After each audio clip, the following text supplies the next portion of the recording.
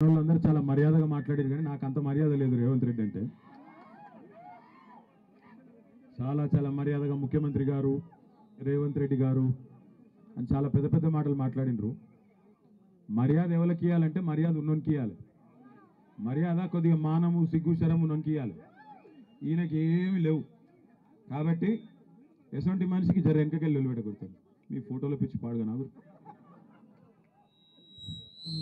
పేరున ఈరోజు ఈ రైతు ధర్నా కార్యక్రమంలో పాల్పంచుకుంటున్న రైతన్నలకు ఆడబిడ్డలకు ఈ కార్యక్రమానికి ఇవాళ స్ఫూర్తినిచ్చి ఇక్కడ కందుకూరు చౌరస్తాలో ఇంత పెద్ద ఎత్తున రైతు ధర్నా నిర్వహిస్తున్న రాణి రుద్రమ్మకు వారసురాలు మా అక్క మాజీ మంత్రి ఇవాళ రేవంత్ రెడ్డి అంటే ఆయన ఎంత కష్టపెట్టినా 4.5 గంటలు శాసనసభలో నిల్చోబెట్టినా ఏది ఏమైనా సరే నేను ప్రజలతోనే ఉంటా అని చెప్పి ఇవాళ వీరోచితంగా మా అందరికంటే గొప్పగా పోరాటం చేస్తున్న శ్రీమతి సబితా ఇంద్రారెడ్డి గారికి, గౌరవనీయులు పెద్దలు శాసన మండలి సభ్యులు మాజీ ఉప ముఖ్యమంత్రి గౌరవనీయులైన శ్రీ మహమూద్ అలీ గారికి, రంగారెడ్డి జిల్లా బీఆర్ఎస్ పార్టీ అధ్యక్షులు ఇబ్రహీంపట్నం మాజీ శాసనసభ్యులు అన్న మంచిరెడ్డి కిషన్ రెడ్డి గారికి, శాసన మండలి సభ్యురాలు పెద్దలు గౌరవ దివంగత మాజీ ప్రధానమంత్రి భారతరత్న శ్రీ పివి నరసింహారావు గారి ముద్దుల బిడ్డ మన శాసన మండలి సభ్యురాలు గౌరవనీయురాలు శ్రీమతి సురభి వాణీదేవి గారు, షాద్నగర్ మాజీ శాసనసభ్యులు అన్న అంజయ్ యాదవ్ గారు, మొన్ననే మన భువనగిరి పార్లమెంట్ నుంచి పోటీ చేసిన అన్నగారు పెద్దలు క్యామా మల్లేష్ గారు, కల్వకుర్తి మాజీ శాసనసభ్యులు అన్నగారు జయపాల్ యాదవ్ గారు, తమ్ముడు మహబూబ్ నగర్లో ముఖ్యమంత్రి సొంత జిల్లాలో శాసన మండలి ఆయన ముఖ్యమంత్రి అయినాక శాసన మండలి సభ్యుడిగా గెలిచిన తమ్ముడు నవీన్ రెడ్డి గారు, వికారాబాద్ జిల్లా పార్టీ అధ్యక్షుడు వికారాబాద్ మాజీ శాసనసభ్యుడు సోదరుడు డాక్టర్ మెతుకు ఆనంద్ గారు, కొడంగల్లో గతంలో రేవంత్ రెడ్డిని ఓడగొట్టి మొన్న స్వల్ప తేడాతో అక్కడ ఓడిపోయినా అక్కడి ప్రజల్లోనే ఎల్లవేళలా ఉంటున్న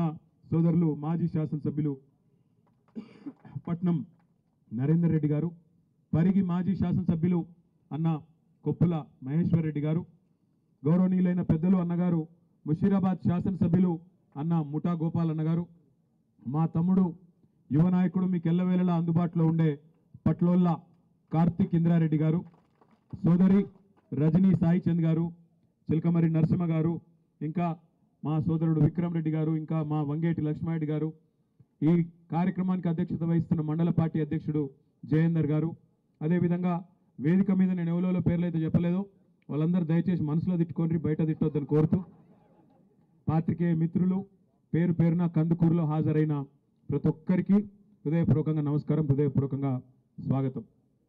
రేవంత్ రెడ్డి ఎలక్షన్లకు మునుపు ఏమేం మాట్లాడిండో ఒక్కసారి యాద్ చేసుకోండి. అన్నాడు అందరూ ఊరుకుంటే ఓన్రి కేసీఆర్ ₹1,00,000 రుణం మాఫీ చేసిన అనుకుంటాడు, వాళ్ళందరూ నాకే ఓట్లు ఇస్తారు అనుకుంటున్నాడు. ₹1,00,000 మాఫీ అయిన వాళ్ళు కూడా అర్జెంటుగా బ్యాంకుకు ఓన్రి పోయి 2 లక్షలు తెచ్చుకోండి, నేను వస్తూనే ఉన్నా, డిసెంబర్ 8 దాకా తెచ్చుకోండి, 9 తారీఖు రోజే సోనియా గాంధీ బర్త్డే, అదే రోజు మొదటి సంతకం ముఖ్యమంత్రిగా పెడతా, ఒక్కటే సంతకంతో 2 లక్షలు రుణం మాఫీ చేస్తా అన్నాడు. ఎప్పుడు? పోయిన ఏడాది డిసెంబర్ 9. అయిపోయిందా రుణమాఫీ? మొత్తం అయిపోయిందా? సంతకం అయిందా? డిసెంబర్ 9 పోయిందా? జనవరి 9 పోయిందా? ఫిబ్రవరి, March, April, May, June, July, August, September, October, October 9 వస్తాను అంటే 10 నెలలు నిండదందుకు వచ్చింది. 10 నెలలు పోయింది. మొదటి రోజు సంతకం అన్నాడు. సరే మొదటి రోజు సంతకం అన్నాడు, ఆ సెక్రటేరియట్కి వచ్చిండు, వచ్చి క్లిచ్చుకుంటే ఏం చెప్పిండు, ఇగో నేను ఇక్కడ లంకె బిందులు ఉంటాయనుకొని వచ్చినా, మరి ఇక్కడ లంకె బిందెలు లేవు అనుకుంటే ఇక్లిస్తాను. నాకు తెలియ కడుతా, మీరు కందుకూరులు అందరూ హుషారు, మీరు బాగా మీరు చెప్పాలి, లంకె బిందెల కోసం ఎవడు తిరుగుతాడే? ఎవడన్నా ముఖ్యమంత్రి అడుగుతాడా లంకె బిందెలు ఉన్నాయా అని సెక్రటేరియట్లో కాగితాలు ఉంటాయి, కంప్యూటర్లు ఉంటాయి, అధికారులు ఉంటారు, ప్రభుత్వ పరిపాలన యంత్రాంగం ఉంటుంది, గాడ లంకె బిందెలు ఉంటాయి ఎక్కడైనా. ఒక గసంటి బుద్ధినది. డిసెంబర్ 9 నాడు సరే ఎరకలేదు, కొత్తోడు కదా, తెలియదు, ఇదివరకు ఎన్నాడు అనుభవం లేదు, మా సబితక్క లెక్క మంత్రి పదవి చేసినోడు కాదు, ఇదివరకు అనుభవం లేదు, నేర్చుకుంటాడు తీ అనుకున్నాం. మొత్తం తిరుగుడు మొదలు పెట్టిండు. యాడ దేవుడు కనబడితే పాపం దేవుడి మీద ఒట్టు, యాయిరుగుట్ట పోతాడు, లక్ష్మీ నరసింహస్వామి మీద ఒట్టు 15 ఆగస్టుకి ఎత్తా అన్నాడు. వరంగల్ వేయండు, భద్రకాళి తల్లి మీద ఒట్టు అన్నాడు.